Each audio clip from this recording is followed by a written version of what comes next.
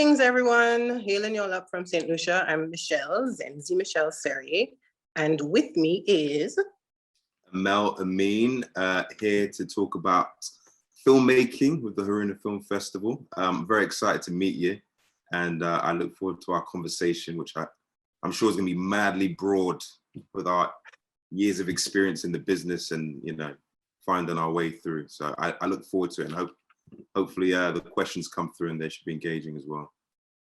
Indeed, me too. I'm looking forward to the chat. I'm a filmmaker in the Caribbean, and we are here today to, I guess, facilitate Q&A and conversation about acting, directing, producing in the Caribbean for the Hairouna Film Lab, which is going to take place this year. We're really excited. It's the first year it's being offered. And so Aml and I are here to chat with each other and help you guys figure out, you know, a few things that could help you as you go through this process with the competition. So let's jump in. I guess the first question is to Aml. Where do you personally get inspiration for your films? And when you have an idea, what are your top 3 techniques for getting it down on the page? So we're beginning with me as a writer then. Okay, great. I mean, I've just completed my first feature film. And that has been, I would say, in essence, probably a 10-year journey, you know. It happened fairly quickly from script to screen with this particular script, but just the journey of making short films throughout the years alongside my acting career, trying to tell a particular narrative that I felt was missing from British cinema, especially with British cinema with Black people, and just finding ways to kind of grow with my acting career and balance that to actually make a movie. And my first movie is Boxing Day, and it's a rom-com, and the inspiration from it comes from real life. It just comes from my life, my family, and that's kind of where I start when it comes to films. Me and my writing partner, we've got 2 ways of making our films. One where we're living in a completely imaginative world and trying to draw from inspiration and research, and others that feel much more closer to, you know, who I am or who he is as a person. In the end, you always end up reverse engineering things and coming back to how do you place yourself or parts of yourself in the framework of a character or the writing that you're doing. So I kind of really start with the people I know and my experience, my life and observation. I'm one of those people, for example, I'm kind of always looking at life through the lens of a movie. I'm kind of always being extremely analytical about people, places and experiences. And then if I find an inspiring moment, I'll jot it down and go back to that at some point.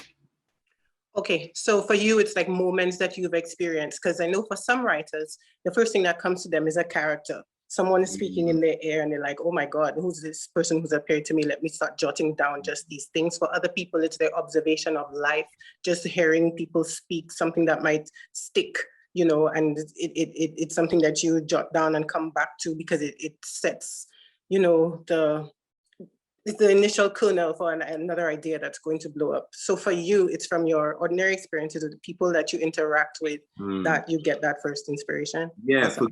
for this particular film, but then, you know, I do really relate to that kind of self-possessed moment where something happens and you're kind of like a story comes to you, like, oh shit, this is something I've got to kind of get out of my head, you know, and then, but how I tie it together are real life conversations or real life inspirations, you know.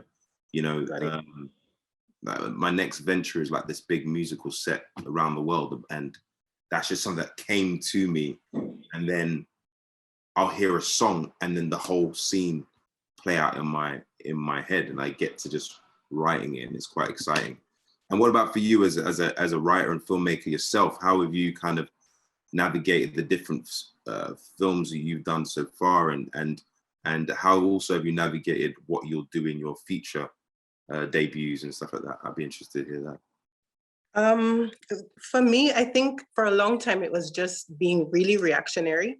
Stuff would be going on in the world and I'd find myself unable to, maybe in real life, affect the change that I wanted, and I would end up writing a script, writing a story. So I have tons of short screenplays. For example, when the whole Windward situation was breaking, because half of my family is in Brixton in London. My cousin is actually on the Lambeth Council and stuff. And so it felt like our story too. I wrote this film, Victorine, which was all about a woman having been deported from England back to Jamaica, just responding to issues. So there are lots of things that I have on the page that hadn't quite made it to the screen. And that process, just being able to analyze after many years that it would actually be cathartic for me, made me realize that I am actually primarily a writer, because there was a journey and release through just the process of expressing myself on the page, which, means I enjoy writing first thing. And then, the next set of challenges and obstacles to come to get over, to take it to the screen. It's a process of choosing which one do I think I can be really committed to over the years that it's going to take to make this happen. But definitely for me, primarily, it's responding to life, to the things that really move me, and then trying to get the kernel of an idea, develop characters that allow me to address the issues, if that makes sense. But that's, But it totally does. It totally does. Yeah, man. It totally does. And for you, I'm very interested in the whole idea of, you're reactionary to the world. I love that. I love that. And kind of it becomes a the cathartic think tank of getting it out of your system. I think with all writing, it's in us, and you kind of just got to get it out of you if you're compelled to as a writer. And I think that's when you know whether or not, writing is initially for you. And I would say as well, for me, I always found with acting, we both collaborate with Chantal Jackson on different projects, you and I. And, even when I was doing Yardi, I found myself writing a backstory that was its own movie. So absolutely. that informs me as a person. And so I'm not shooting into the, an empty space. I'm coming from something that feels very grounded and feels very honest and lived in, Absolutely. I think that's critical. And for me, because I also have training as an actor in Stanislavski, I think I started as the director. Like, I'll tell the actor, this is a backstory I've written, you have a read of this, and let's develop it together. I think for me, it might be my way of vicariously living as an actor too, and just going through that process with them. But I absolutely love the character building process. It's one of my most favorite parts of everything, because then when you meet the character in the film, they've lived a whole life before, a whole series of events that has brought them to this moment that you've met them in, which brings us to structure, right? We're going to talk about a question that's been popped in. Shall I have a read of it? Right. Go ahead. Oh, you have it as well? I think it was the on script writing or on story structure. How to figure out how to end your film. Yes. The value of writing a script that's easy to produce for low budget. Okay, cool. We'll go for the first one. Story structure and character. How to figure out how to end your film. The funny thing for me when it comes to my writing, I always kind of know the beginning and the ending. And the end. I feel like you have to. You have to. Otherwise, you're just going. You have to. Yeah. So the beginning and the end, like figuring out how to end it. I would almost say that what happens in the middle, and obviously a lot of people, I'm an instinctive writer, right? And so my writing and my ability to write comes from my childhood of basically going to school for acting and stuff like that, but basically reading scripts my entire life. Whereas my writing partner went to actual New York Film Academy, and so his structure for writing film and television is a lot more rigid. Right. And so, and there's moments where that is extremely useful, and there's moments when you have to break the mold. And I agree. And it really depends. I think with film, you have a lot more freedom to break the mold of structure, whereas TV, it's a lot more structured in a way where you could play around with different timelines and all the rest of it, but it generally follows a formulaic beat that one must hit for various reasons. But how to figure out how to end your film, I think it's like if you're starting a story, what end, I feel like it should probably be the easiest thing, because it's like, what do you want to say? How do you want to leave the audience? How do you want them to feel? You know, what are the consequences of this journey you've been on? That to me is like it's like the most imperative thing to figure out. The middle can become this almost spiritual experience where you are possessed by these characters or the momentum of writing the story. But, you know, I even think before you start the story, one must know the ending. You know? I completely agree with that. And so just going back to what you said about rigid, I think it's really interesting you use that word, because for me, I trained, when I went to grad school, I was in the media and film department, and I had a leg in the MFA department and was doing all of their writing courses. And I realized that the people in the MFA division were being taught screenwriting in a way that was strictly based on American classical structure, where you have this 3-act thing and you have to do the Aristotelian whatnot, and this happens here, and then there's a break into act 2, and you have to hit this by this page and that page and whatnot. But there are other ways to do it. That's the American classical system.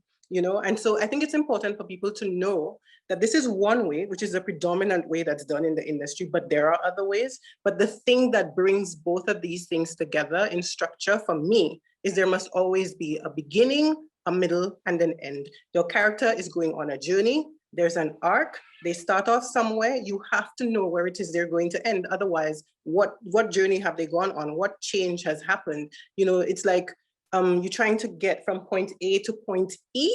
And if you started at point A and you were happy, when you get to point E, something must have changed. And to me, it's that journey and the obstacles that you face getting there, which is kind of in a nutshell what the classical structure is about. But I think for any story to work, for your audience to have that experience that you want them to have, it really has to be based on that. What's the journey? Do they change, or maybe they don't change, and that's your story, you know? But there has to be some kind of movement emotionally, so that there is a connection with the audience, that at the end, there is some kind of feeling. Because there are so many films you watch, and you're like, you watched this, but you had no experience. Like, you just looked at it and you're like, okay, you completely detached from the experience that you were supposed to have whilst engaging the work, and like, that shouldn't happen. So what's one of your favorite films for breaking structure, or just start with favorite film? Because I thought of while you were speaking, one of the things that's really important is to know the rules so that you can break them. So you can break them, right? Pulp Fiction, for example, starts at the end, you know, essentially, and it kind of works around, and you kind of mess with all these different timelines. But can you think of anything that particularly inspires you in terms of writing or film that you've seen recently? Or I was really inspired really early on by the Before Sunrise, Before Sunset, like series of films, because I felt like just doing that narrative, something that could happen in one day. And it's like this stream of consciousness conversation between people, which is not like typical classical structure. I felt that was really interesting. Yeah. And so I had written a script, oh my God, the first script that I wrote and got shortlisted for a really cool lab. And didn't get in, but they wrote me a Sundance Lab, and they were like, yes, this is really interesting. We wish we could, a little whatnot. But it was a film called Hope Road, which was about 2 characters walking down that road and all the things they experience. Yeah, because it takes you from uptown to downtown. So you're having a whole journey experiencing different facets of that society, just walking on that road. And so there were all of these interesting people that they would have met along the way. And that was what was driving the narrative. Yeah. So, you know, there was that. Make that film, man.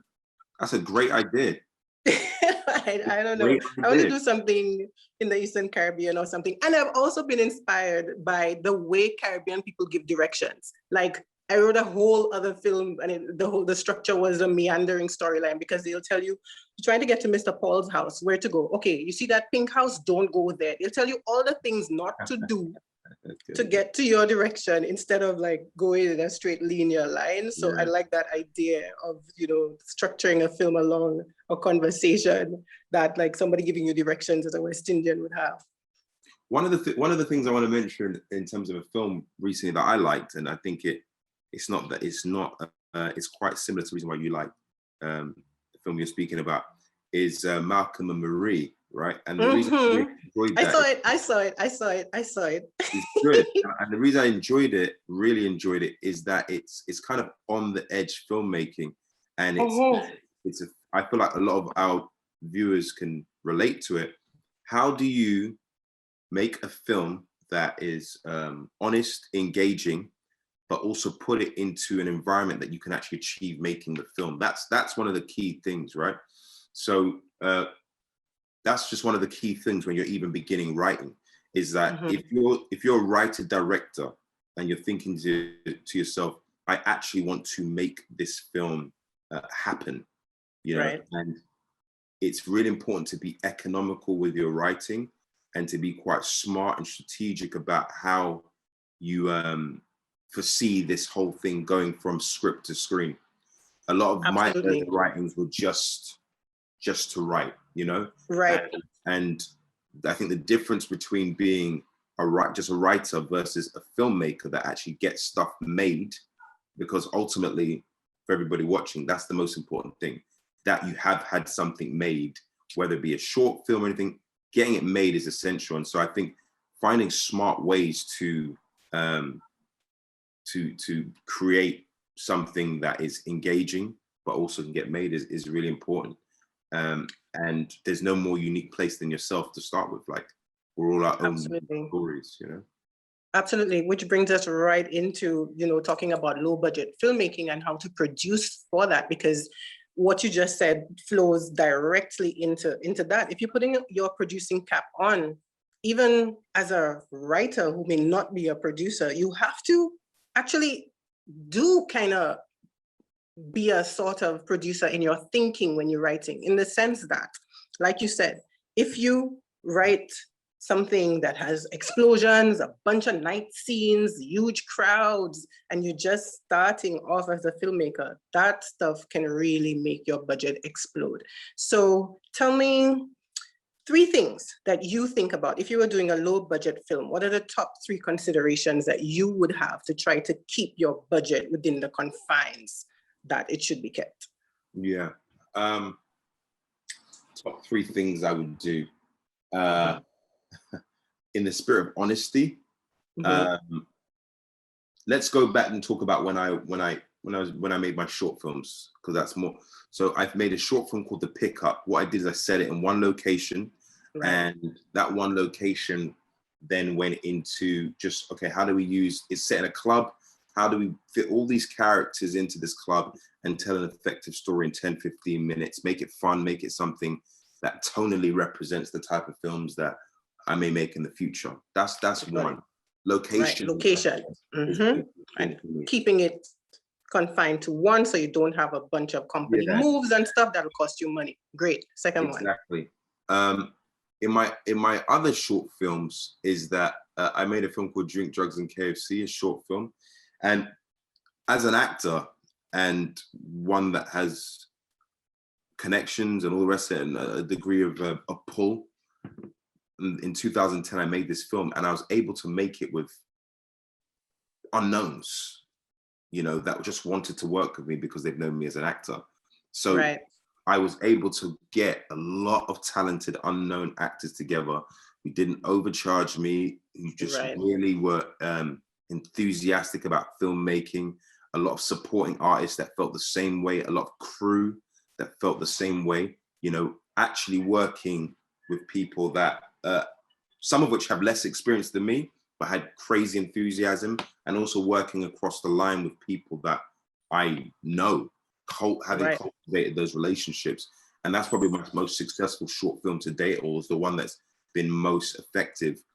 I wrote something that was very personal to me in terms of like me and my boys going out in the town when I was 17 years old, something I knew. That's a really important thing as well. To write something you know, so that the second guessing that happens generally in filmmaking is very limited, and you have a level of conviction. And then finding, like, working with talented people across the board, you know, that in your, you know, framework. And so that's 2 and, sorry. Yeah, go on. The third one. No, I was saying that's 2 and 3. Actually, you gave us 2 right there. location was one. Two was being strategic about who you work with in terms of using your relationships, working with people who are enthusiastic and who want to be seen and who want the opportunity.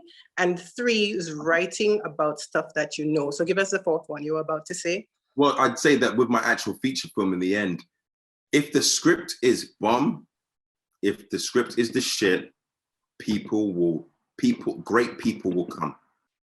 If the script feels original and fresh and you can stand by it and you're convicted about why you're doing it, great people will come and they will cut their prices because they want to be part of it. They want to be a part of something that they think is fun or groundbreaking or important. And that's where quality control comes in. And that's where writing a script from a place of passion versus just because you want to be a writer is really, that's the important thing, you know? Originality. Also, the last thing I would say is study film, like really study film and go back. You want to be going back, you know, to films from the 30s and 40s, you know, 40s especially. They, you know, if you're a person that likes dialogue, they couldn't rely on a lot of the technical things that we have today. So dialogue was so important. And, you know, the emphasis on why, like, the writing was so important. So if you go, I was told by an older actress many moons ago, go back to that cinema of the 40s and the 50s, because being a low budget, being an independent filmmaker, you have the constraints that they would have had at that particular time. And so your story, your structure, if you learn from them, whether it be Hitchcock, you know, filmmakers like that, you learn from that particular era, you will get so much from it because they had to be economical in their filmmaking. I 100% agree. With Sugar, it was really Hitchcock's Rope that my dear departed friend and mentor, Chappie, showed me, because I had the idea. I definitely wanted to do something that was possible to do in a single take or to cheat it, because I thought it gave more subjectivity and, you know, get your audience in that headlock, because it was about, you know, the way women have to really weave and bob to get through. So I really wanted to do it in a single take. And Chappie said, yes, you can do this. He's actually the only person who said, yes, you can do this. And he gave me a copy of Rope and showed me how to use these transitions to cheat it so that it gives it a style, but it also helps you with that. And someone else who did that really well in a film called Los Olvidados was Luis Buñuel. And so for me, I find that like my background in film history and cinema history has really helped me in terms of like just understanding the craft for what it is and bringing a different level and different layers of depth to just style and being able to draw from techniques that, you know, go way back for real to help you with the limitations that you have now, because you're correct as well. They had limitations back then that we could do well over here in the Caribbean to watch and learn from, because we have so many limitations here. You have to figure out how to start where you stand and be able to create from what it is that you have available to you. It's so important. Location, people that you know, relationships, get your mom or somebody in the film and stuff, people who want to be there and stuff, you know. Film, you know? Tell me? I was just saying Scorsese and people like that and Spike Lee, they've traditionally used their family in the movies. Because sometimes if a character is, if you know, we all have those characters in our life. And sometimes getting an actor in, you know, it might not be necessary to just effectively having that character. There's another question that's come in. It says, how do you stay focused? I love this question. How do you stay focused when you have multiple ideas for scripts, different versions, as well as staying focused when you have multiple ideas for other scripts while working on one script? This is a great question. Let us go to you first. I have a long answer, so you go first. Tell me. Okay, let me give a short answer then. It totally depends on you and your process. There are some writers who can work on like 2 or 3 things at one time, because whilst they have one thing in the foreground and they're working on this, they can move to the other thing when they get stuck and let the first project simmer, marinate while they're working on something else and then come back to it. You know, there are other people who might have to absolutely drown themselves in the universe they're creating in that first story and just stick it out all the way through to get a first draft just out of their system, take a break, and then circle back another time. So that is something that you have to explore for yourself. That's my answer. I think that's a perfect answer.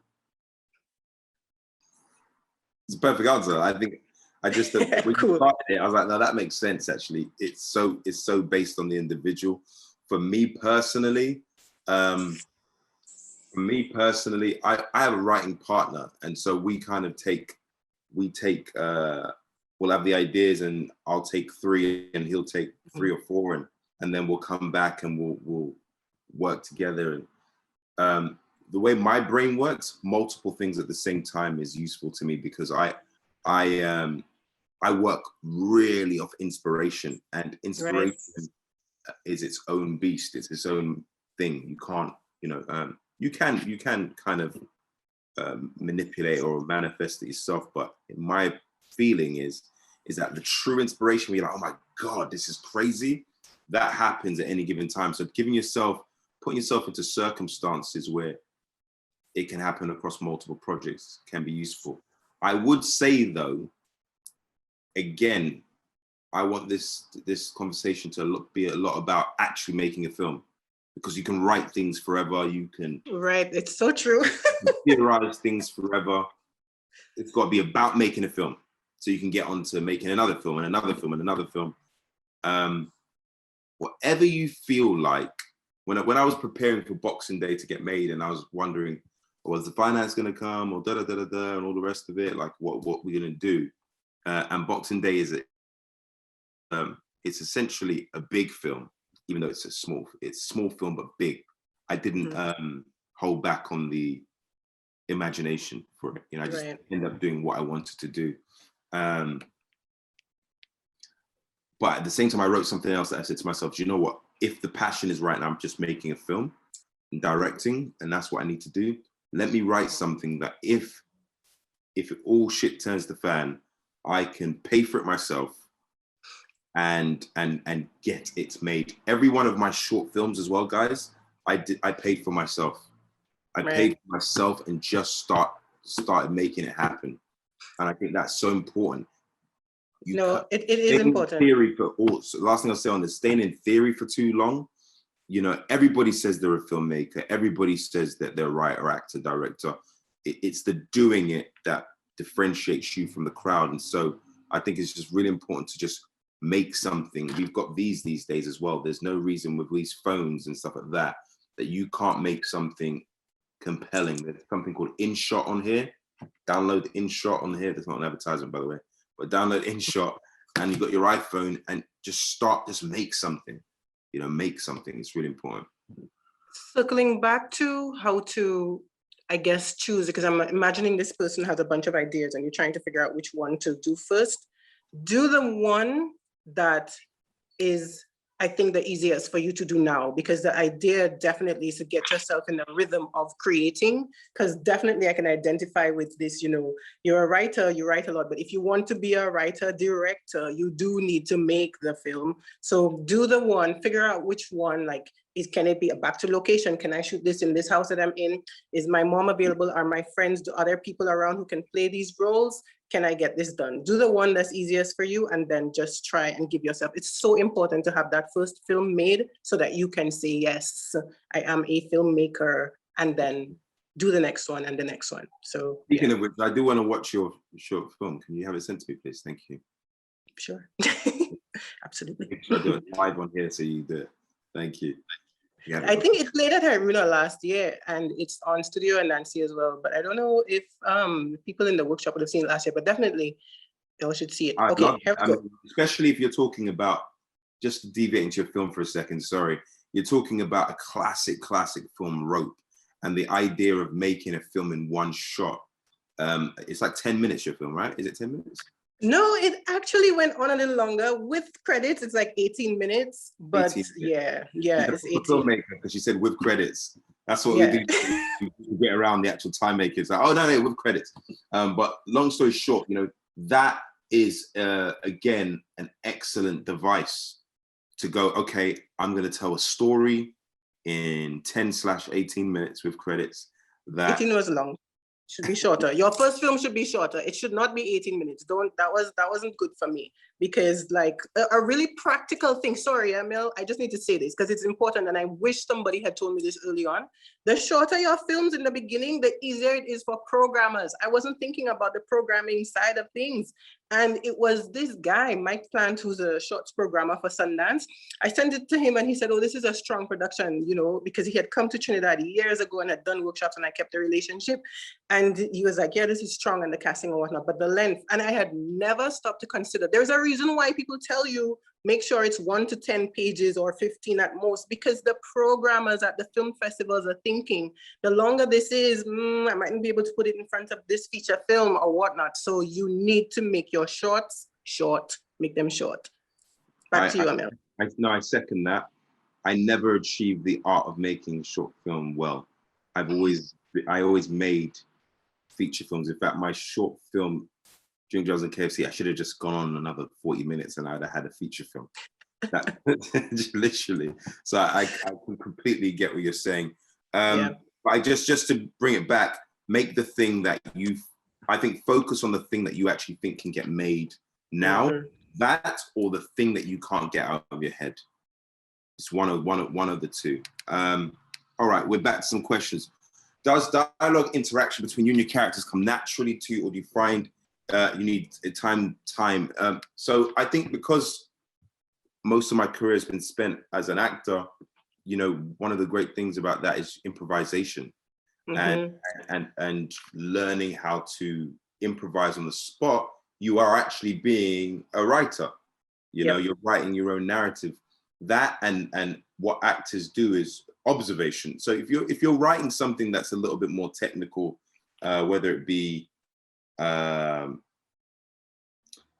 doctor talk, you know, which is very specific, or someone works for NASA, which is very specific, then you're going to need a lot of time to research to make sure that your dialogue sounds true and authentic. But I will say this, and this may be a bit of an unpopular thing, but just get it done.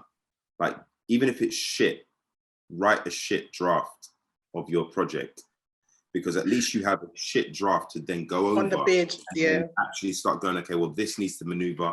I didn't know what I was talking about here. I don't know what that person speaks like. Let me do a bit of research.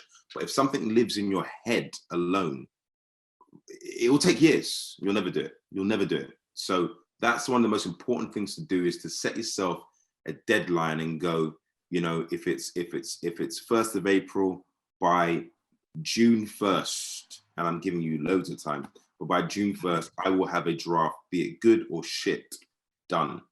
And that way you can actually, you have something tangible to work off. There's nothing worse than deliberating in idea land forever. You have to begin to execute. Absolutely. And getting stuck on, you know, just the little things, you know, the details that will keep you stuck in analysis paralysis. Definitely get your first draft out and like keep writing is about rewriting.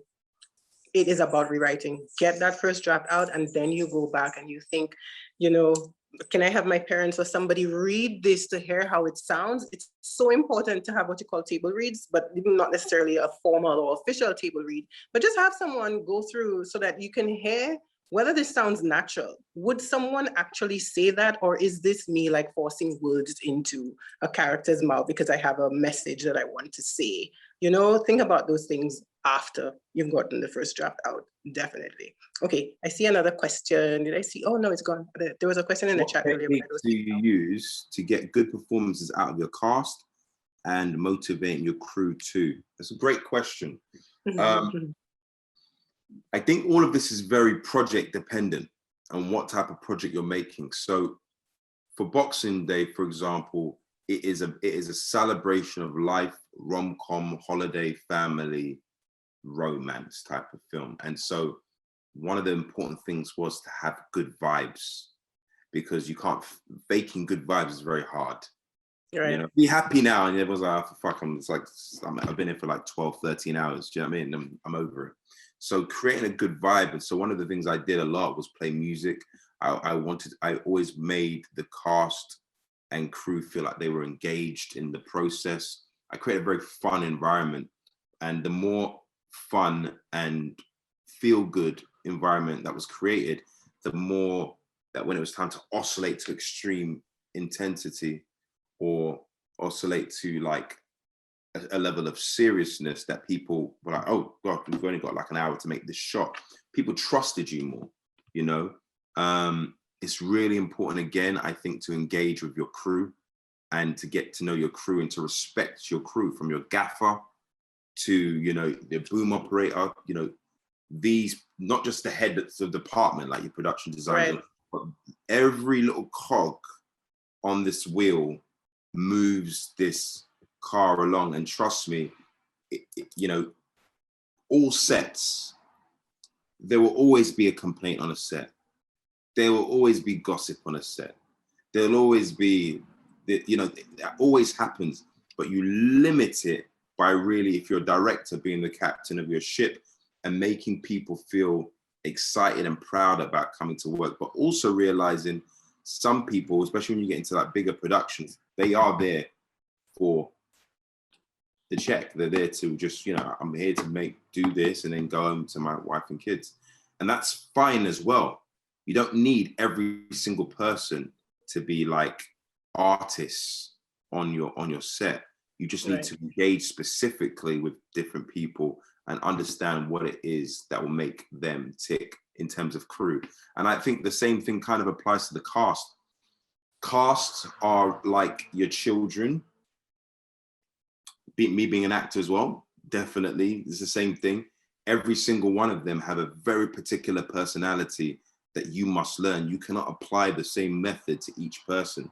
So if it's one person, I'm thinking about, you know, this person needs a lot of time, a lot of nurture, if another person, I'm thinking about, get out of their way as much as possible. And when you decide to get in their way, be deliberate and succinct with the things you have to say, because they're just that way inclined in terms of preparation. So it's about learning each individual, especially as a director, and it's an absolute job that you have to but to get the greatest out of people, you've got to know what makes them tick. Cool. So I totally agree. I want to answer that question too, just in terms of, so in my experience, I've produced seven by now short fiction films in the Caribbean, a bunch of nonfiction. But with the shorts, a couple of things come up that like, they're so no-brainer. You're like, oh shit, you really? But they're so important. Like feeding your crew food they like. Okay, we're in the Caribbean. Don't come with no conflicts and like, you know, what they call that, continental breakfast to give your Caribbean crew. They will revolt, okay? So if it is, they will revolt. If it is that, especially if you have a really small budget, you're trying to make a short film, you can't pay them their fee or whatnot. Treat them well on the set, like get some nice Caribbean food if you can afford that, since you're not paying them a fee anyway, and you might be asking them to work long hours for you and stuff. Feed the people properly, like make sure they're okay. You know, also, I found I was a very hands-on producer, and some people were surprised by that, but some people really appreciated that, to know that you're not dealing with your crew as a us and them situation. I've been on film sets where like I mean, in larger situations, you're doing a feature film and whatnot, that needs to happen. There be separation between the above the line people and whatnot, and you know, you're keeping certain people away so that they can stay in character and whatnot. But I find as much as you can make that connection with your crew as people who are collaboratively helping to fulfill your vision, and not just people who come there to work for you. Treat people with respect, all people with respect and dignity. It goes so far to say thank you for showing up, to say you welcome, to just have basic manners and treat people like they are helping you, as opposed to, you know, you doing something for them, you know, by giving them an opportunity. There needs to be that reciprocity. Another thing, I think, in terms of the cast, for me, and I guess that comes from my training as an actor, and because I love that side of the process, you have to do the work building the backstory and doing the preparation. Because I don't like, and I don't agree with the kind of mechanical directing where like a director will tell an actor, put your head like this and do this, whatnot, you know? I think You work with your actor, they do the work. You know, as a director, how you want a scene to go, etc. So you all talk about it. Of course, you direct your actor, but you also definitely have to give them the room to practice their craft and bring things that you may not have necessarily thought of, you know, in terms of an interpretation of a character to the director. So I think that communication needs to be there. I don't know so much about going off script. Some directors get really, writer directors, you know, don't appreciate that at all. I think that's something you have to work out in rehearsals and stuff and allow them to, you know, have the space to collaborate with you on the work. But also when giving notes to actors, go to them individually. Don't stay and tell an actor, yeah, you could have do that different or whatever in front of everyone. You and that actor need to have. Could I do that different? Loud. Edit that. What you doing? Yo. You're gonna done that different. No. No, don't do that. Like, go to your actor and tell them, yes, I like this, but what do you think about, you know, and give people a reason. It needs to be about the character. If you did this, what would happen? What do you think? Some directors, I guess it works for them to just say, move your hands so, and put your head in the light like that, but it's not my approach. So those are my tips with regards to that. Getting performances, good performances, the preparation, backstory, and relationships, connecting from the cast and with the crew, treat people with respect and kindness. That's it. Play Aretha Franklin. Play Aretha Franklin. So if you don't like gospel, what if they don't like gospel? Play some soca music. I don't know. Respect. I don't know. Oh, right. That's what. Oh, sorry. That one went over my head. Right over here, didn't it? Yes. Put it in there. It went like that. I like that. All right. Acting or producing. Is that where we are? Or wait. Oh, okay. Back to how do you know when you found the right actor? I'm going off of our guide. That's a fantastic question. Yeah. How do you know when you found the right actor? Damn. How do you know when you found the right actor? I think sometimes it's a leap of faith. I think sometimes it's so clinical and clear. During the process of casting this particular movie, I went through all the different. It's really challenging. It is really challenging because the more specific and the more specific you see things, the more you're taking a leap of faith, especially if you didn't imagine them for the role, actually, you know? And sometimes you have to get out of your own way. I was definitely guilty, at least with two of my actors in the film, where I was like, nah. No, never. You're not the person? They could not do it. They couldn't. I don't see it. And other people, be it one of my producers or my writing partner, were like, look, man, just give it a shot. I'm talking about before you've even seen the audition. You're just right. Being very specific. And I was wrong twice, you know? And the performances that I got from these people, or the performances that they brought, was so dynamic. I would also say, you know, we have to make space for the fact that there's a growth that happens throughout a process. And if you have a committed actor, then that person will grow with you, you know? That is so, I could not agree with you more. Like, you need to, the person needs to want it enough to put in the work to create that growth and I love that you said that. It's so true, because it comes down to humility and how much you want it. So I think, were you done? Sorry.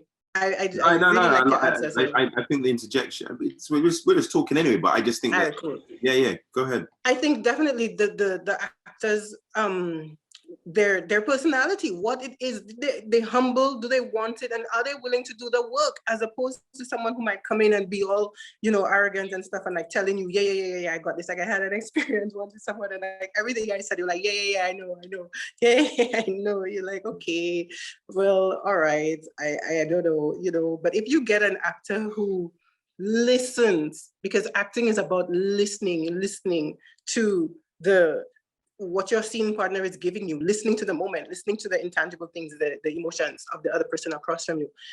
If that person is able to listen and grow and do the work to get in there psychologically and be that character. The willingness to grow and to go through that process, I think, is super important, as opposed to dealing with someone who may not realize it. It might be nerves too, because actors are so fragile. Like, it's so, you're giving yourself over to someone to, you know, to psychologically direct you on a path. It's a lot of trust. And so I think being able to give people second chances, taking the leap of faith, but just having some kind of sense about whether this person is going to be willing to trust you, to trust you.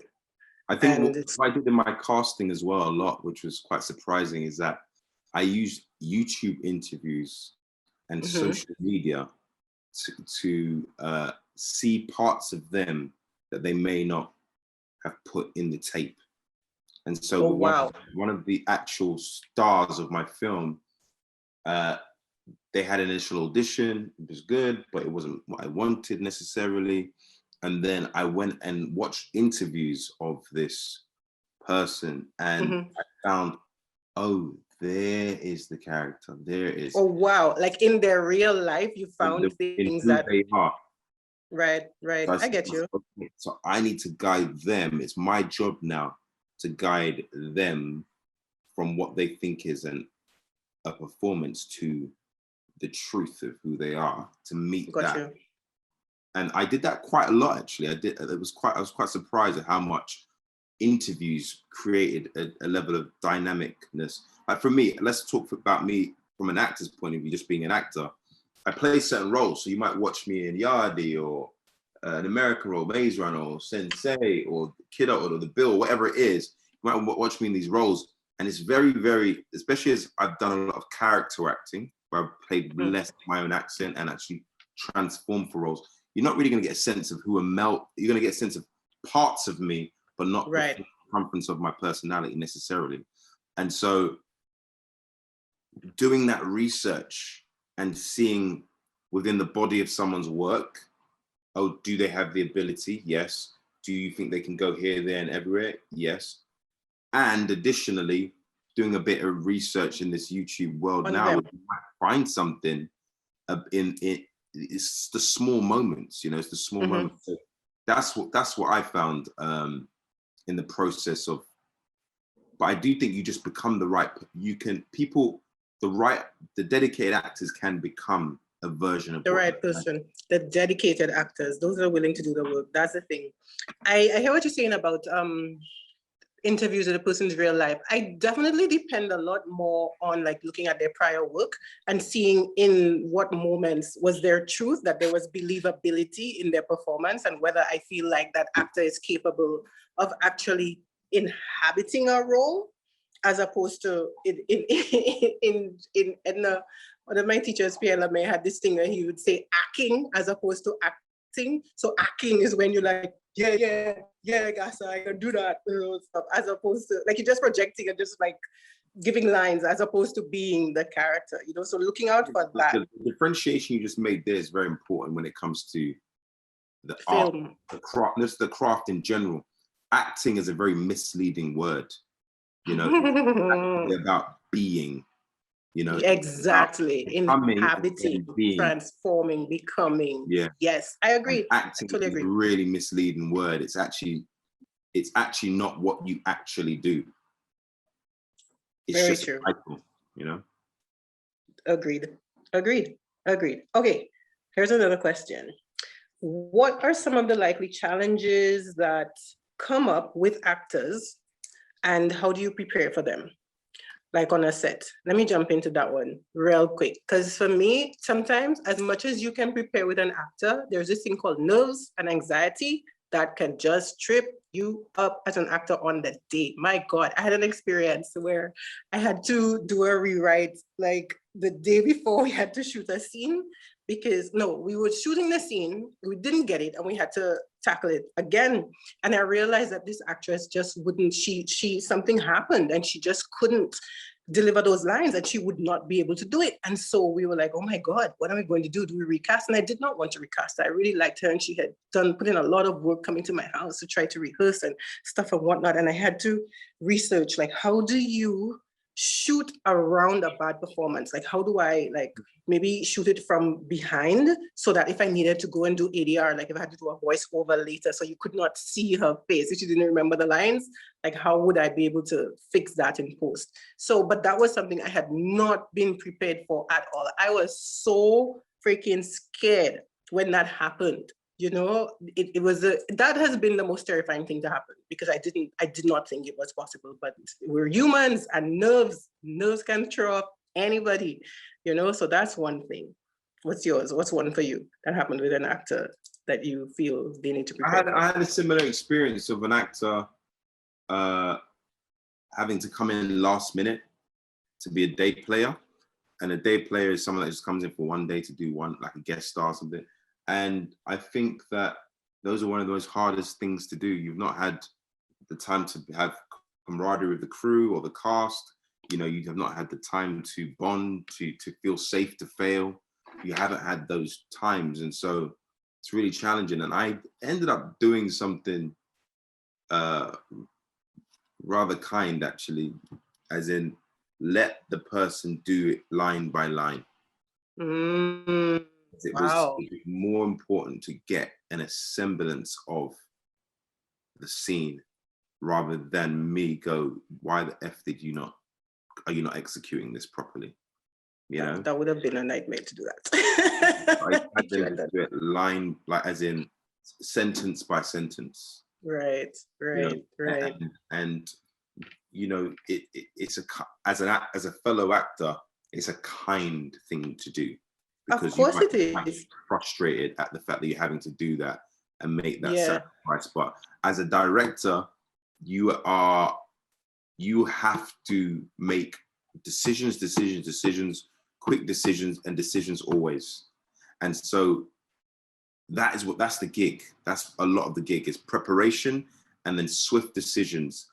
And do you want to spend the extra 45 minutes, an hour? That's what I was going to ask you. You had time. You must have had time to be able to do that. And it's not about having time. It's that the nerves were so strong in that actor that had we allowed it to play out, we wouldn't have got the scene, and then the movie wouldn't have made sense. I get you. And so you sacrifice one thing for another and go, okay, we have to get this done. So what do we do? You know, that's the key I've learned about directing, is that being on the ready and being ready to be malleable is very important, one. And then two, being on the lookout for vibe changes and how you can try and lift it back up. As you said that, I want to circle back to one thing. And you said, be on the lookout for vibe changes. There was something that you had briefly touched on when we were speaking about things to look out for on set. How do you keep your crew happy? There's something that this producer wrote about in a book that I'd never heard anybody speak about before. And I think it's really important to know. It's a bit weird, but it's called the enemy of your production. On every set, there is somebody who is there inciting, like the revolt. I said that, exactly. Is there complaining. It's always gonna be something. Yeah. And the thing is, nip it in the bud quickly. Don't waste time getting rid of that person, because they will mess up your whole thing. If you spot them on day one, speak to them about it immediately. I love it. Don't give them the room. I'm gonna write that down. I like that. Say? I'm gonna write that down. No, but true. Enemy of production. It's true. Yes, the enemy of the production. There is always one, and you'd be surprised who it end up being. You know, it could be the person that claimed they're your producer. You'd be surprised, you know, but find it, because for whatever reason, that person, maybe they decide that it should be me directing. Maybe they want to be you. Maybe they want what, you never know, but there is always the EOP. So don't be afraid to deal with it directly. Have a conversation with the person, let them know, hey, I noticed you're doing this, whatever. Let's talk about this. Why? Do you feel uncomfortable? Do you, whatever. Let them know, I see you. If you do this again, you're gone. And then you watch and see, are they going to fall in line and let you lead your ship, or are they not? And then if they're not, it's important, especially in your first work, because yes, it's a real thing. It's in a book. It's Maureen Ryan who wrote that. The EOP, it's real. It is real. Yep. Okay, right. So trying to find actors or actresses in the Caribbean, what are the challenges? Before we go to that, I want to say what you were talking about, that kindness that you did for an actor.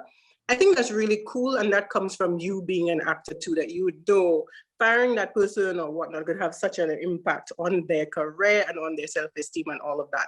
And I think it's really important, and it's done in a lot of film schools, that directors take at least one course in acting so you understand what it's like to be in that position. It's really important. I think it helps you with your empathy, and it helps you with your directing, knowing what language to speak to actors in. Would you agree? 100%. Cool. All right. So the challenges of trying to find actors and actresses in the Caribbean. How can our region develop its acting sector? What do you think, as someone in the diaspora who's looking to help us develop our industry, what do you think can be done to help us, you know, develop acting in the region? I think that's something for you to answer. I think you're going to be much more equipped in terms of, like, you know, in terms of assisting and helping. This is my version of it now. I'm actively taking an interest in where I'm from and planning for a future of, you know, the reason I got on board this thing is because I will be making a film in the Caribbean in the coming years. That's just going to happen, and it will be a production that is big. And so I want to develop a relationship with part of my mother countries, you know, or my families, you know, countries, so that I have access to the filmmakers, have access to the actors, have access to the people, and just be educating myself, you know, through the coming years. Making a film, I feel like film is probably the greatest art form because it takes time. It's a combination of all art forms, and it takes time. And so that's the reason for me, that's my version of it, is becoming acquainted and getting to know the Caribbean in that way. So that's what I think. I think from our side, there are people like yourself, like, for instance, even Remy Weeks, who is of St. Lucian descent, who did His House, which is like the best horror film I've seen in a long time. People just across the pond who are part of our Caribbean family that I think we can try to engage a little bit more at the same time that we are also building our craft, because it's something inspiring to see. I know that, like, you have Vincentian heritage, like, you know, your parents would have grown up in the Caribbean. That makes you one of us. And the lack of infrastructure and just the lack of, you know, a framework here makes it a little more difficult to imagine success without having to leave. We're trying to do this without leaving. It's important that there be some kind of vinculo, some kind of connection, this way and that way. So I think it's important for you, this workshop, this conversation, because you've achieved a level of success that someone from here may not have achieved yet and would be aspiring to. But also, actors in the Caribbean need to meet more regularly and do stuff to practice their craft. Even if there are not many filmmakers making work yet, musicians don't say, okay, I'm not gonna go home and practice, I'll just wait until I get a gig, and then you show up at the gig, and then you know, this is a craft that you have to be practicing. You know, you have to be constantly, so meet up in groups, do monologues together, run, like, find ways to keep that acting muscle going so that when opportunity knocks, you're ready. Because, like, it's really, you never know.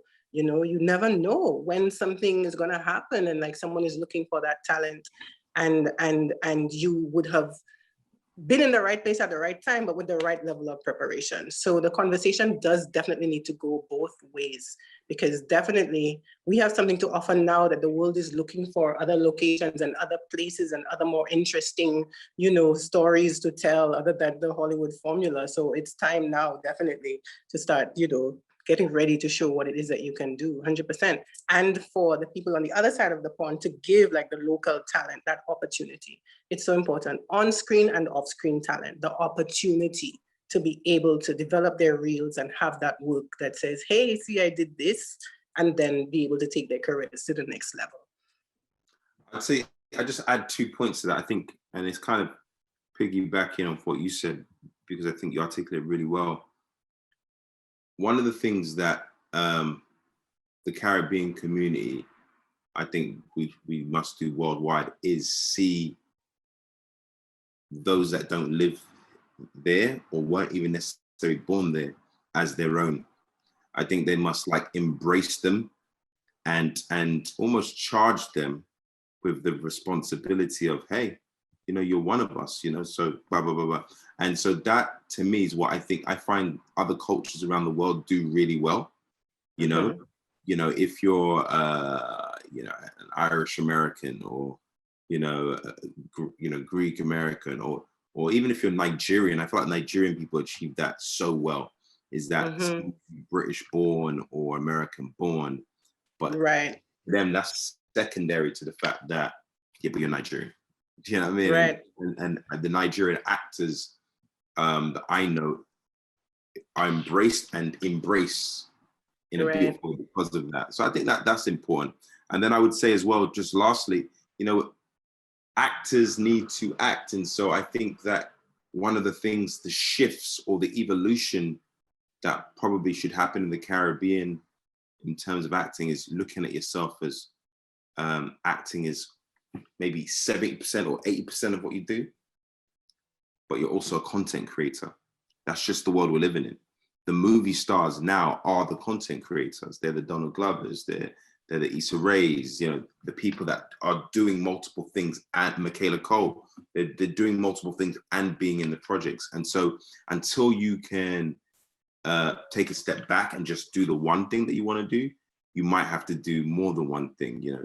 Do That's what you true. It's true. Do what you want to do, you know? It's true. It's true. It's a daunting thing to consider, but it's true. Because I, for instance, oh God, like my social media game is so weak. It's like non-existent because like I spend so much time writing things and trying to get, and it feels to me take a lot of energy, like marketing, putting yourself out there. Oh, I'm not talking about definitely, that. I'm not talking about, you're an actor, making okay. Stuff. I'm talking about the fact that you may, like, for example, I am Mel as an actor left the UK because 10 years ago or 11 years ago now, because the roles were marginal. Limited, right. But I would have been doing the same thing. Went to America, did a plethora of roles, but at the same time, a role or a story about a Black Caribbean family in the UK experiencing love and romance and Christmas, like Love Actually, like Notting Hill, like Crazy Rich Asians, like My Big Fat Greek Wedding. We've never had that for our culture, right? And so I, as an actor, went, do you know what? I've got to create it. I've got to create it. It's so funny that you said that. That's what we've been done, you know? I get you. I totally get you. So I was going to, it's good as an actor to know that you might have to create the roles for yourself to star in, like you have to create it. It's funny that you mentioned this. If you're a big famous actor, you know, even when you're big, you may not be writing it, but if you want to play, I don't know, insert person, Abraham Lincoln, I don't know, or you may be the or David Oyelowo when he played Martin Luther King, he produced it and acted it, which means he facilitated finding the writers, the director to bring out his dream role. We have to be active, and we don't have to be passive in the journey of doing what you have to be a multi-hyphenate. It's true, definitely. That's true. Being active, actively learning about the other aspects of filmmaking that will allow you to have more agency in creating work for yourself and creating opportunities for yourself. That is very true. That is very true. I have a script, My Big Fat Caribbean Wedding, but it's not My Big Fat Caribbean Wedding, but it's about like these people who they come to a wedding in the Caribbean and like, but there are all of these different relatives from different islands. And so you know that cross-cultural clash. Oh my God. Like, yeah, I it was literally a have thing that that I in was Boxing tackling. Day. Cool. I'm looking forward to seeing it. So I imagine it's coming out like Christmas time, like close to Boxing Day. It's called Boxing Day. Exactly. But yeah, those are the things I've always wanted. Like I'm half Vincentian, half Jamaican, and so by the very virtue of that, there's nothing but cultural debates and fun jokes and Yep. you know. Yep, and just yeah, a lot of people don't know that for true. Like the cultures are different. In the Southern Caribbean, we used to like St. Vincent's across the road from me. On a good day, I can see like the Bacaoya Falls and stuff from Beaufort in the south, and I can see Martinique. That's how close we are. So you know, I would have gone to St. Vincent years ago, Carnival, Beckway, this that, gone to Grenada, gone to Martinique. So you know, we have that one way of doing things, but then those up north, call a small island, and just the conflict. Sometimes it's really insane, but it's interesting material, you know, to write about, to talk about. Anyway, yeah. Are there any more questions in the chat? Let me see. I don't see any coming up. Nope. Is there anything that we haven't covered that we think is there anything you want to discuss that you think, oh, how to work with non-actors? Let's talk about that, because I have a preference for working with like trained actors, just because like I really love the process of going through character development with them. And at one point I was really obnoxious and thought it's lazy to hire people. Like if you want a man to be the man who cuts the coconuts or whatever, to just get the coconut cutter instead of getting an actor to become the coconut cutter. I've since rethought that and see how useful it is to cast people for themselves when you need them to be themselves. But let me hear your opinion on that. Like, what do you think? How has it been for you working with non-actors, and how do you develop them? Again, with my film, I worked with a non-actor that was a very strong, like one of the lead roles. And, you know, you develop a game plan, and it's about instilling confidence, and it's about them instilling the idea that you can achieve this. It is doable. And once they have the confidence and they start, you know, riding the bike, you let them go off on it, you know. I think there's something really attractive about working with non-actors sometimes, because it depending on what the material is, it presents a rawness and Yes. a freshness and unpredictability that is really useful.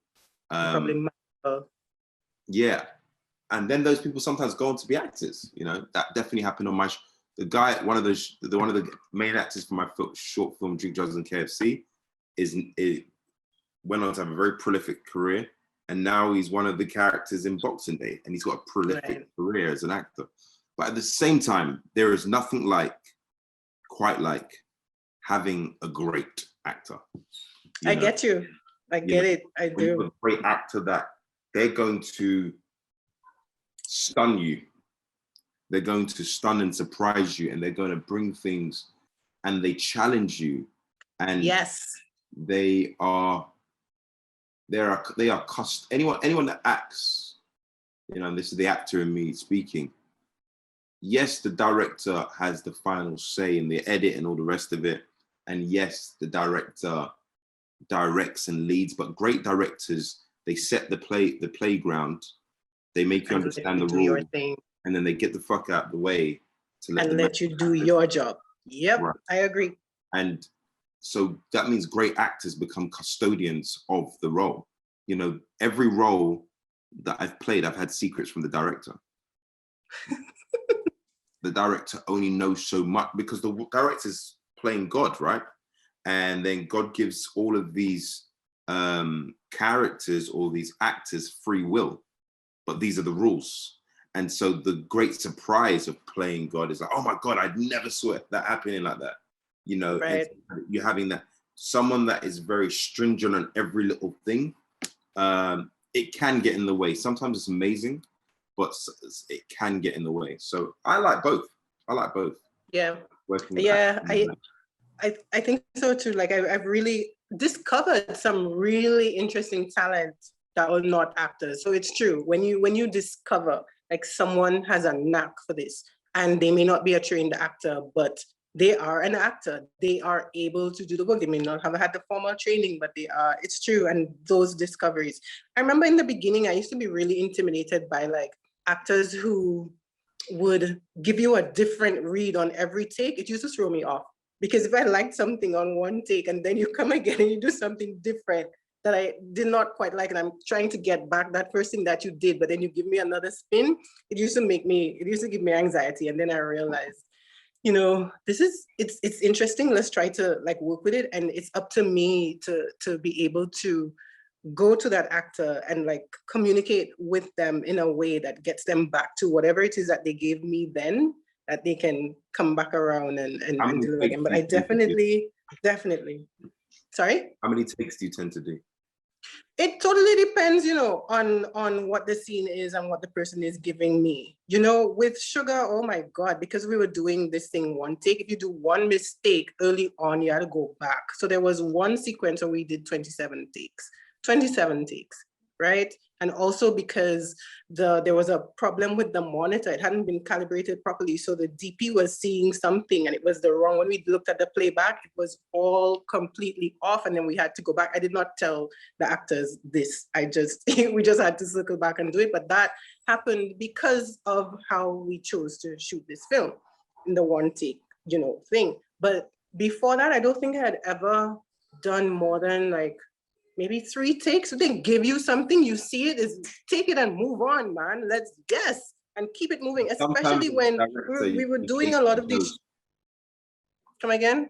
I was just saying, sometimes as the director, you could be chasing the ghost of perfection. Yeah, no, it's true, of a performance that you think you saw or that you want to catch back. It's true, it's true. If you got something that you can use, take it and move on, especially making a short film. You don't have a budget, you know, time is of the essence. They give you something that has that kernel of truth and stuff in there, take it and run, move on, keep it moving, definitely, definitely. And so definitely. for you as a filmmaker that is yet to make their feature, what's going to be, you know, and I've just done that, as in I've had the journey of, I want to make my bloody feature, and I've just achieved it.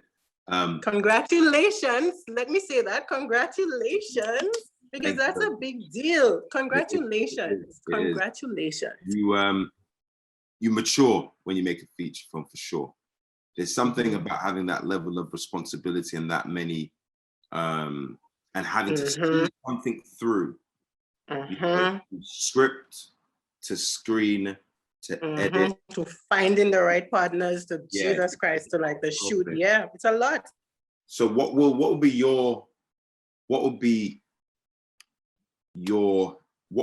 you employ in terms of making your feature film?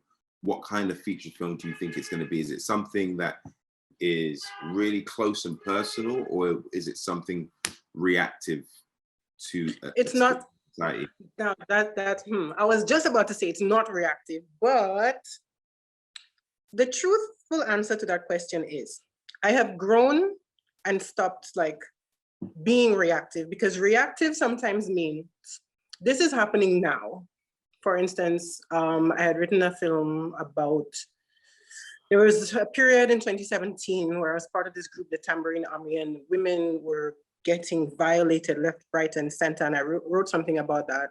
And, you know, there are other things that you would have written in the moment, but by the time, if you're thinking about creating work for the market, you cannot be reactionary, because by the time you go through the process of doing the work, the market has moved on to another issue. That's something really important you need to know. So I've grown past that. So the film that I want to bring, that I am going to, not that I want to, the film that I'm going to make, my feature, is personal.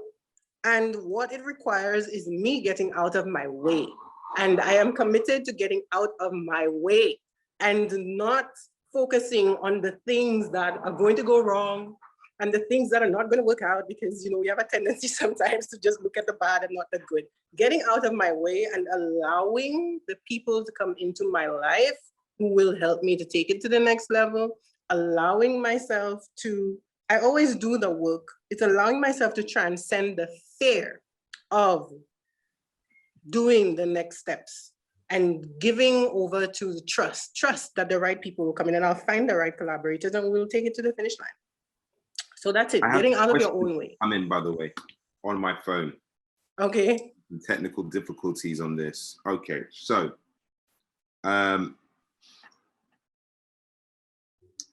where do we start? There's such great questions. What's the question? Okay. How do you get your screenplay noticed? I have a screenplay I really believe in. Just wondering, how do I get my screenplay out there?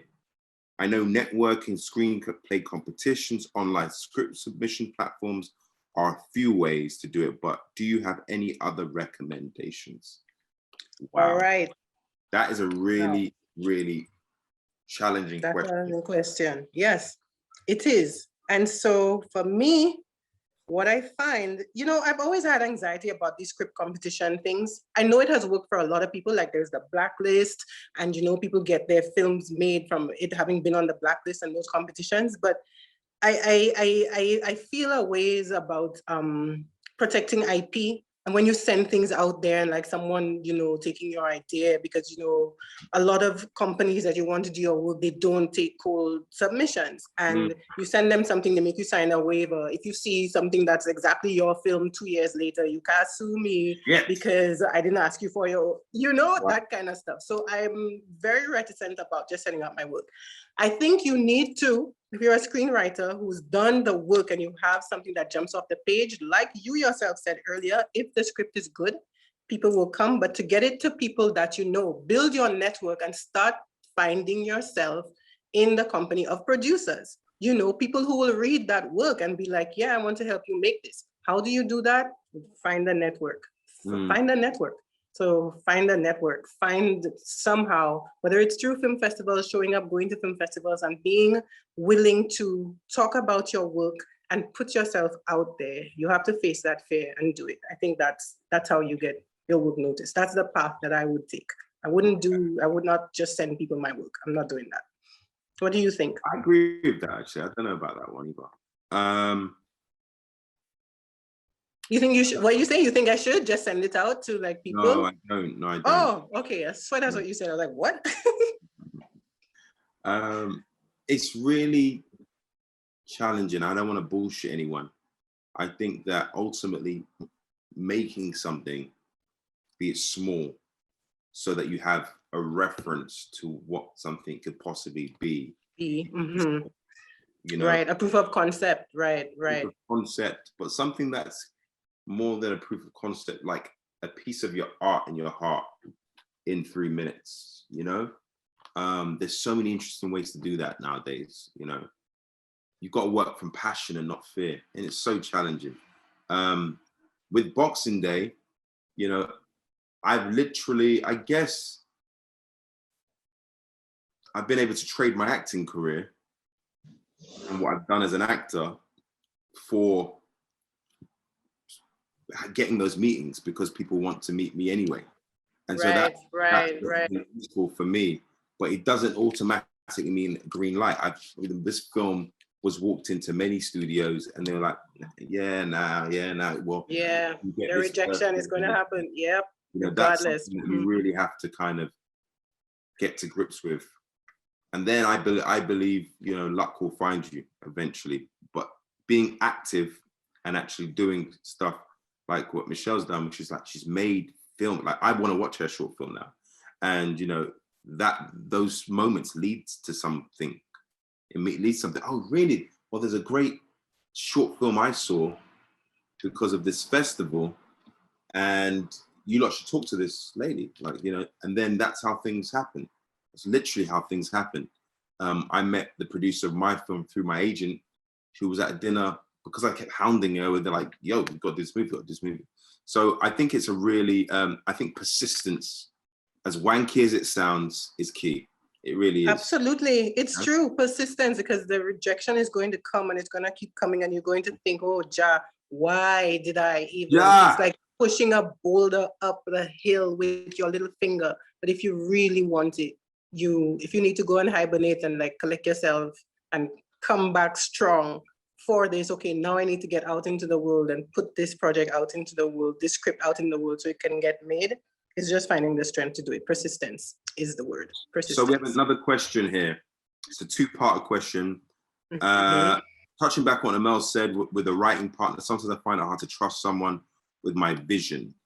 What advice would you give with this? If you're talking about trust, as in whether they steal the idea or not, just you have to work with your own instincts on that one. But in terms of trust someone with your vision, guide them, you know, but allow them to go and make mistakes. You know, there's nothing to fear really in someone making a mistake as long as the journey has begun.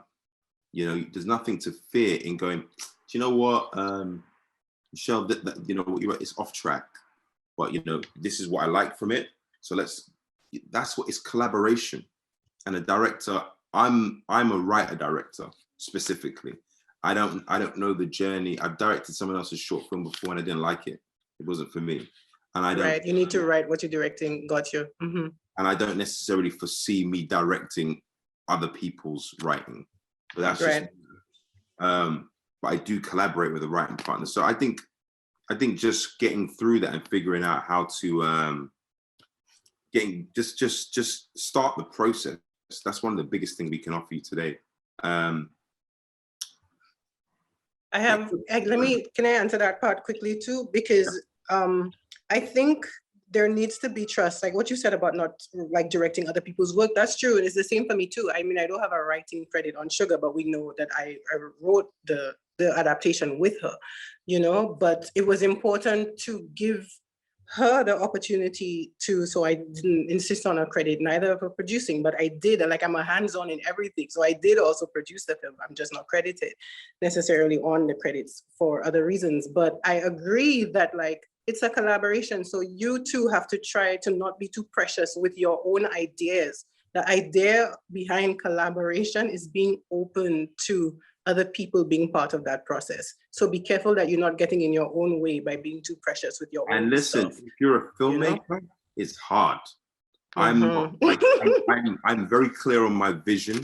And so sometimes I don't want to hear what you've got to say, but you've got to stomach it. You know, I was in a conversation, a couple of days ago with Lee Daniels, who's a filmmaker, and leaning on other filmmakers becomes really useful because they've done it a bunch of times. Lee Daniel did The Butler and Empire, the series and stuff. Right, and the recent Billie Holiday film, and you know, he said, you know, Mel, it's the hardest process, you know, just getting into the place where now you just got to let everybody watch it. And give you honest feedback, you know? You've got to get, and you got to, and then you will know how, once you get past the ego of it all, and just like, or the nerves, because sometimes it's nerves. But that's all wrapped up, right? Ego doesn't necessarily mean arrogance, it means full sense of self. Oh my God, it's so, true. You know, so once you get past that, you're like, okay, cool, that makes sense. Ouch. Or no, actually, it doesn't make sense because this, that, and the other. But you're dealing with a level of conviction, and you have to remember, films are made for audiences, not just for yourself. It's true. Let's not just for yourself. Let's move on to a couple of questions. I think I'll do like 4 more questions. All right. So what's an interesting question? Say you were both producers looking for the next big hit. What would you look for in a script in order to say, yes, this is the one? How good is the story? I'm sorry, like the story. So, and this comes from, I guess, like certain film schools and stuff have their thing. And so coming from that Columbia background, they were all about story. Story. So I guess that's a throw over. But without even that formal thing, for me, it still boils down to story and whether or not this is an idea that can be made on a micro budget. I do not have access to millions of dollars or anybody with millions of dollars to make like a first feature, because I'm thinking this is someone's first feature. You know, it needs to be something that's manageable and a story that I think resonates with like the human condition, that it's local but global. Local enough that it's, you know, unique and speaks to something that's culturally unique and specific, but also has that human connection that will make it resonate in China when somebody watches it over there, in Africa with the humans who watch it over there. That's my response to that. How good is the writing? Like, is the story something that connects me, and can I actually make this? That's what I would be thinking about as a producer.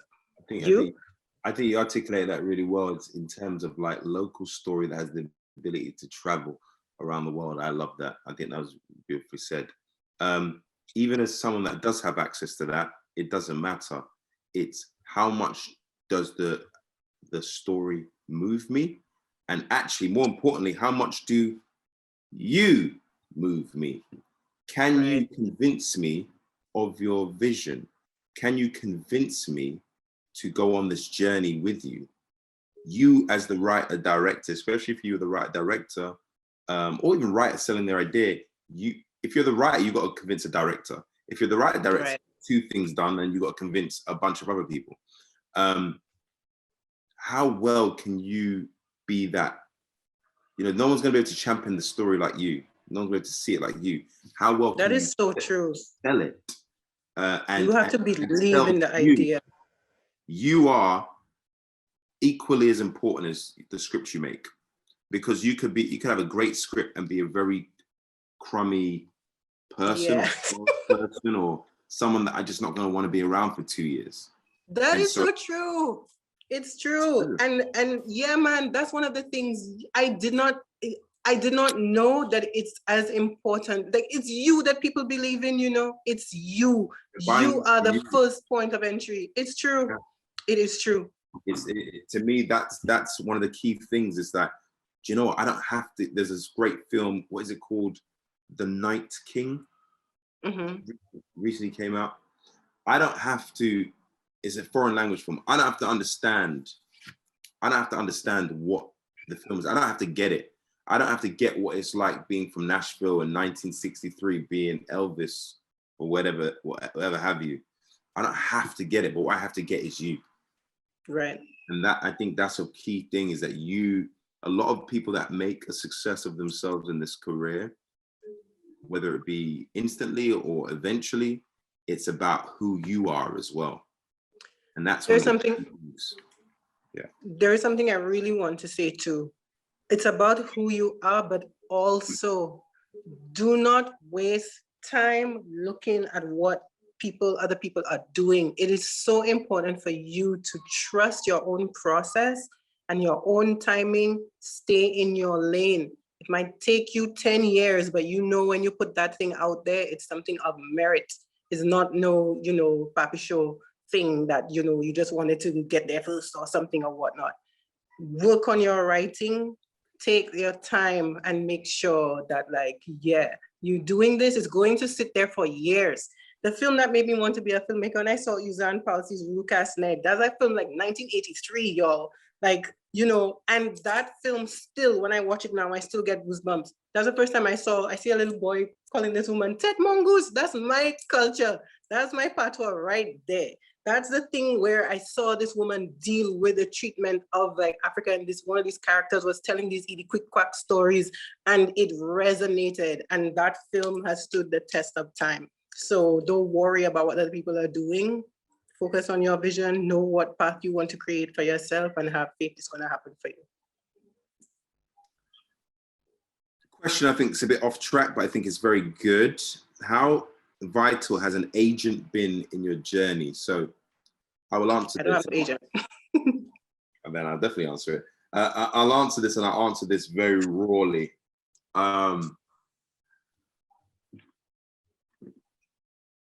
An agent is a salesperson, and they can only sell a product that's either in movement, as in it's already moving, is new and unknown, and therefore it has a question mark to the buyers as to whether or not it's going to be the next big thing, or if you have a product that they can get behind, believe in, and sell. It's kind of like, that's what an agent does. They have connections, and they can put you in the room, whether it be as an actor or writer, director, whatever it is. but then again, it comes back down to you, the person, who you are, where your skill sets are, where your luck is at that particular juncture in your life. Like, it comes down to that. So agents are not the fixtures of everything. I pretty much stayed with the same agents, other than a couple of changes. But I'm traditionally horrifically frustrated with agents, because no one moves at the speed, or they do not move at the speed of which I move. Only recently have I gotten like a team now, like an entire team that I feel very proud of, and they kind of move at the speed that I move, but they move at that speed because they realize, if we're going to invest in this person, in this individual, then we're just going to have to concede to that level of speed and that desire. And, you know, so sometimes it takes a long time for your agents to get to know you. But essentially, they are very necessary, and they can put you in the rooms and spaces because of their connections, but only you can get the job done. And that's that. And that's what they end up saying to you as well. If you're an actor and you're like, well, what can I do? Like, you know what I mean? So they're essential, but again, there's never been a time in the history of mankind, in terms of filmmaking and greater politics, where we the people have the power, because of the internet, because of Twitter, because of Instagram, because of we have, you know, things become trends, you know, songs become, you know, things become things because of someone on their phone. So take that opportunity, see what the loophole is in it, and make it work for you, you know? Oh, sorry. I put myself on mute because I don't know if y'all can hear this, but there's a party happening next door, and then the dog started barking. Only Yeah, heard my neighbor. Y'all not hearing? Okay, okay, cool. So I muted it. Right. Well, that was very, very thoroughly answered. You know, reader agents. I had a question for you about that, because I've heard people say, you know, they had to fire the agent because like the agent wasn't working for them. You know, the agent didn't believe in them. Like, you know, how have you navigated that? And like, how do you know when someone is right for you? I mean, the short answer is, you know, I've had agents, and I've gotten rid of agents. You know, naturally growing up in the business from 6 years old, you have a child agent, and you have an agent when you're a teenager, and, you know, so right. I've always had to let go of agents anyway. It's a challenge. I'm not one that likes to move on. I like to just keep my situation. I'm a fixed star sign anyway, so, you know. So, but a couple of years ago, I had to let go of an agent who was a good agent, good person, but at the end of the day, they couldn't represent my other interests. You know, they are a solely actors agent, and I'm naturally a multi-hyphenate. Mm-hmm. And, you know, luck found myself at a door when I was like, all right, cool, this is an opportunity.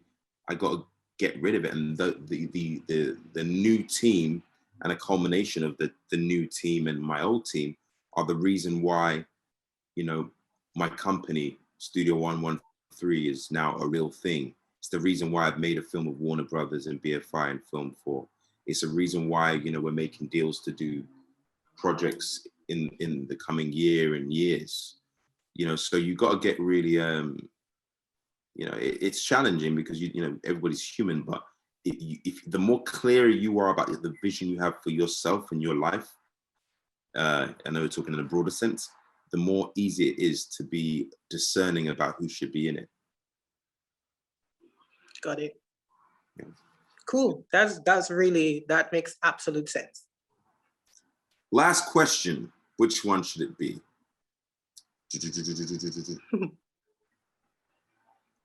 All right, you tell me. I'm gonna say two questions, and you tell me which one you want us to answer. Okay. How about we each choose one? No. I like no? the controversy of like you choosing which one. Okay. All right. Bring it. Bring it. Have you ever made a mistake in your duties, whether as an actor, writer, director, and how did you rectify it? Or have either of you worked with children, and do you have any advice for working with children? I like question one better because there's so much stuff out there. You know, you can Google stuff about how to work with children. Question one is so personal, and I don't have an answer to it, so I'm throwing it back to you. You get to answer that question whilst I think of an answer. A mistake, I had to think real hard. I'll say so it again then. Have you go ever first. made a mistake in your duties? I don't really know what that means, but whether as an actor, writer, director, and how do you rectify it? Made a mistake, how? I don't know what that means. Don't know what that means. But if I was to... Yeah, that's true. Eh? That's a weird one. A mistake as let me think as a producer. A mistake. I think, you know, if you fuck up, just apologize and move forward. You know, that's one. Oh, I heard a brilliant quote, and I thought about it today when building the character for my next movie, as in that I'm acting in, and you know, you get all of these decisions. You're like, yeah, this is who they are, and then you find out later down the road that that bit that you decided on, that don't work. And I remember, I think I heard Russell Crowe or something saying like, don't be afraid to abandon your previous notions for the progress of the next bit, you know? And so I thought that, I think I've taken that advice, you know, so you're making a mistake. I get you. Actor, and you're like, boom. I think I'm going to piggyback on that because I think it's really important, what they say, to kill your darlings and being able to move on. Like I have issues with that. Like you hold on to something and you ruminate and turning it this way, that way. How could I have? What should I have? This should have whatnot. If you make a mistake, try to rectify it and move on from it quickly. Move on. Whether that mistake is the wrong collaborators, whether that mistake is you hired the wrong actress, whether that is you chose the wrong first film to do. You think it was something that blew up and you didn't get to finish it. Regroup and come back again. Circle back. Don't give up, circle back, like being able to move on. I'm trying to think of a mistake. Let me piggyback off that since we're piggybacking, yeah? So I was scheduled to direct my first feature film in 2018 after we did Yardi. It was a film called A Night Worth Living, and it was going great. I was casting with Leah Daniels, who's Lee Daniels' sister, and it was amazing young actors. It was a rom-com, but in high school set in America. I cast the movie and it was all ready to go. And then the financing fell apart. And then I tried to lift this bloody thing up, and the finance, they were like, it's locked because of this, that, and the other. I'm like, F word. And so I'm like, what am I gonna do? What am I gonna do? What am I gonna do? I've got a burning desire to make a feature film. And what I did is I said to myself, okay, I want to make a feature film. Me and my writing partner spoke and we said, you know what, man? I'm going to go away, me, Aml, and write a story that's personal to me, that I can star in. So that means you've got rid of your first financial problem. That I'm going to direct, that's your second financial problem. I'm going to write, that's the third financial problem. Get rid of all of that. And I'm going to pay for it. If this film costs me $250,000, 300,000, I'm going to start the movie, pay for it, and get it moving.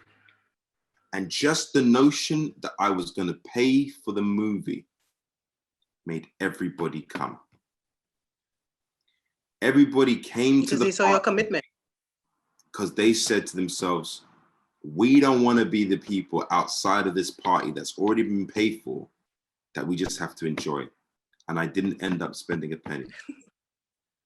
And that was it's the strangest thing. And so in that allegory is the disappointment of making the film, wanting to make the first film, it going down, and then me pivoting really quickly, writing this script in 30 days, and then going on the whole journey in 2019 of like pushing it, finally meeting all the right people and all the right pieces. And then in 2020, November, in the COVID, we shot a movie during Mr. 19, right? Lockdown. Yeah. During the lockdown, and we were very blessed and lucky to do that, and we had amazing people support that journey, from crew, actors. But we did it, and we achieved something really great. And that is, it all stemmed from that hardcore disappointment, and then that disappointment turning into a must. And so that also answers the question of what you guys should do next in terms of the film or whatever thing, like which one should I do? Whatever your must is. If it becomes a must, then it will be done. That's like what do you say, a quotable, a tweetable. If it becomes your must, I love it. If it is your must, if it's that thing that you must do, you have to do, you will figure out how to get it done. I think that's a wonderful note to end on. That is a wonderful note to end on.